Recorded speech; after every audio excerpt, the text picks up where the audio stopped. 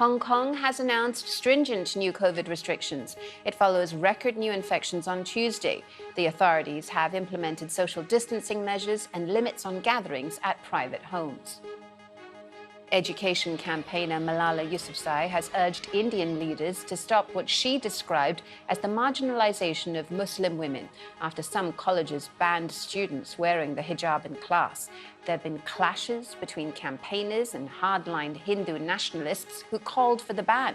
It's led to the state of Karnataka closing high schools and colleges for 3 days. A report by a police watchdog says that officers colluded with loyalist paramilitaries in a number of murders in Belfast in the 1990s. The Northern Ireland Police Ombudsman examined the killings of 5 Catholics at a bookmaker's shop and 6 other fatal shootings. Senior officers said the report had made for what they called uncomfortable reading, and they had apologised to victims' families. The US Justice Department says it seized stolen Bitcoin worth $3.6 billion.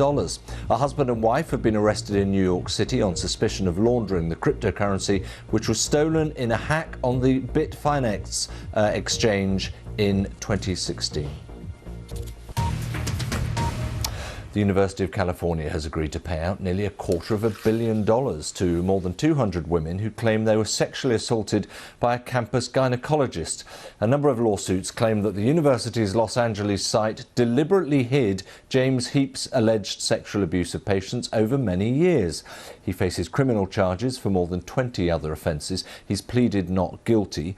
Now, every week at this time, we take a look at the climate crisis, bringing you stories with the implications for our planet. And this week on Climate Critical, it's nuclear power, which could be counted as green energy under some controversial plans unveiled last week in Europe.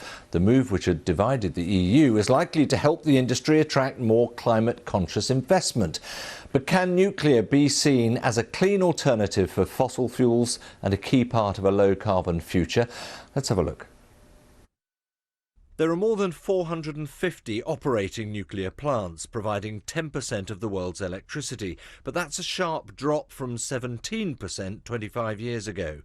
Ageing reactors and a lack of investment have had their impact in economies like the US and Europe, but Asia is backing nuclear in a big way. 36 new plants currently under construction, mostly in China and India, with many more planned. The nuclear industry says greater global investment would help to phase out fossil fuels that much quicker. But critics point to the success of renewables like wind and solar. They say nuclear projects are costly, often take decades to build, and come with inherent risks, like the potential for accidents and the long-term storage of radioactive waste. The US Embassy in the United Arab Emirates has warned citizens of reports of a possible missile or drone strike over Abu Dhabi. It follows news of a fire caused by an exploding gas canister. Houthi rebels in Yemen have launched several attacks targeting Abu Dhabi since last month, including one that killed 3 people and injured 6 others.